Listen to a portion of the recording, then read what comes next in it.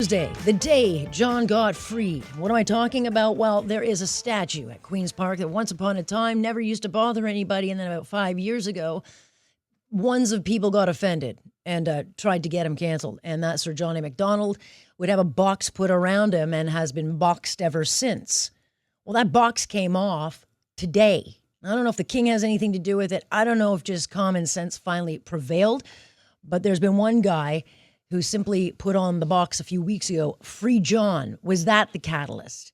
I don't know, because he ended up getting charged because he put those words on that box. But nonetheless, the charges still stand against Daniel Tate, but the box has come off, and he joins us now. He is with Integrity Toronto, but I think you get a new title of The Freer of Sir John. Thank you. Yeah. It's a great day. Free John. John has finally been freed, and I'm really happy about it. You didn't know about this, correct? No, I just found out about it like 2 hours ago. Somebody sent me a tweet that the Board of Internal Economy at Queen's Park, it's a 5-member body, had a meeting, I think it was about a week ago, and I guess they just published the minutes of the meeting today, and they all agreed that it's time to free John, and so the box will be coming down. You have spent years, I mean, this happened 5 years ago, in this fit of spasms across this country where Ryerson and all these figures started toppling. It was I think, a disgusting mark in our history where just no one stood up for the history. Whether it's right or wrong, not the point. It's that no one stood up to righting some wrongs here. And it became a thing. It became normalized. You spent the last 5 years trying to get this undone. And then a few weeks back, you got into trouble because you're accused of writing Free John on the box, right? Those charges still stand? Yeah, those charges still stand. Mischief under $5,000 just for writing Free John on the plywood. Yeah. Covering the statue. I'd say it's a little more expensive now. I mean, with wood's a little inflation. more expensive. I'd say about $12. But it's such a frivolous case. Our justice system is already incredibly backed up. I hope cooler heads prevail and the charges get withdrawn. Well, again, but they weren't laid against those who initially did a lot of the damage, right? Like the people that threw paint on them or tried to drag them through the streets.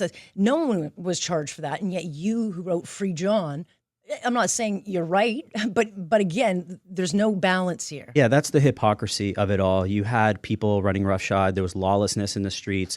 Sort of pseudo activists and academics thought it was open season to just go to war against our history and our heritage and deface national monuments for our pioneers who built this country and helped us to have all the freedoms that we enjoy today.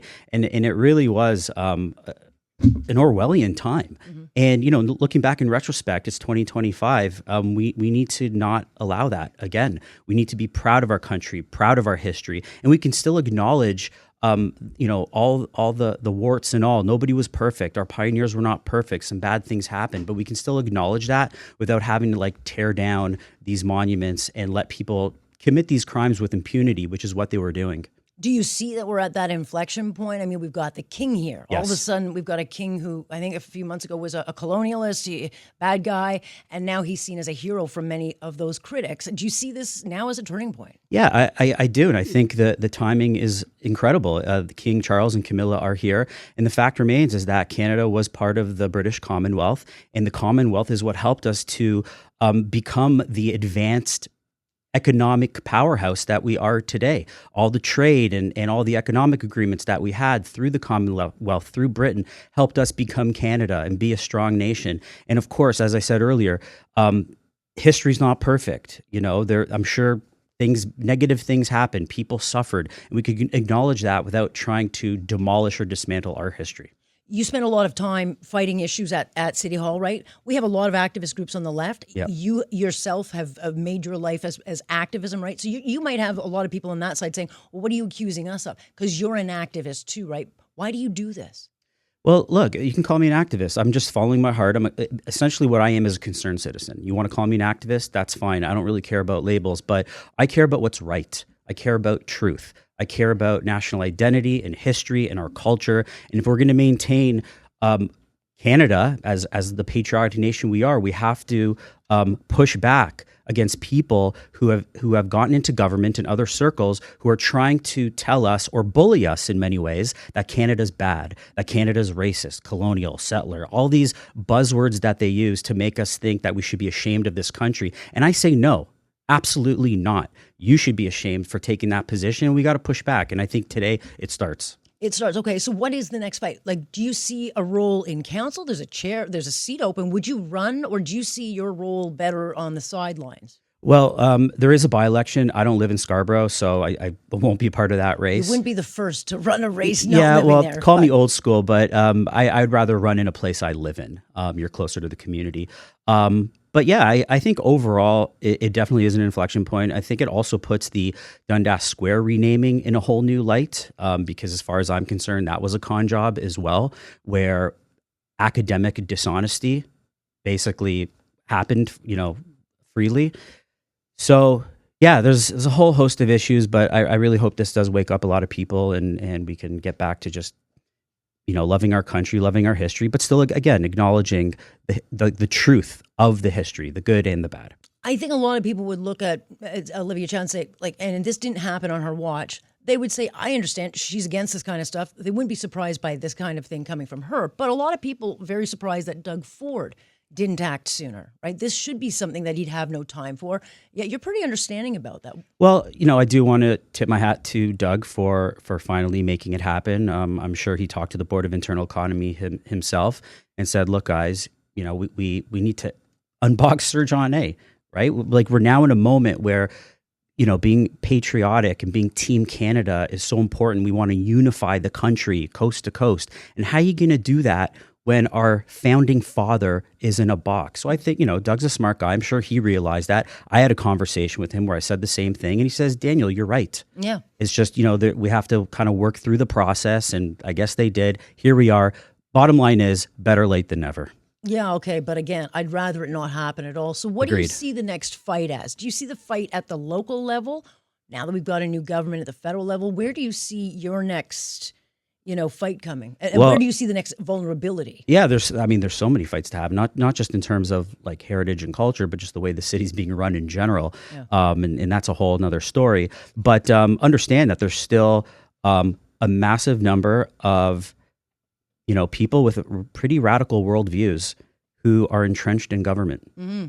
And they absolutely want to keep John A. boxed up. They want to rename Sir John A. Macdonald Public School or Dundas Public School. And they probably have a whole list of other street names, squares, parks, and whatever else that they absolutely want to rename, eliminate. And we got to keep our eyes on them. Yeah, with the activism at City Hall, it's not supposed to be part of politics, but it has really infiltrated. I would say the foreign influence and the activism has gone to a pitch now where it really is making decisions, and it does, I think, cloud, if not interfere with our democracy.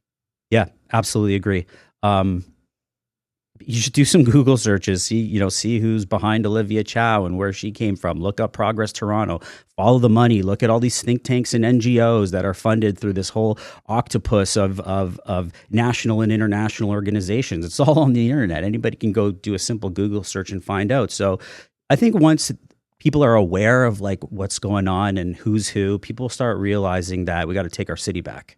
Well, again, it's a lot of work though, right? Because it's a well-oiled machine. Yeah. Any regrets?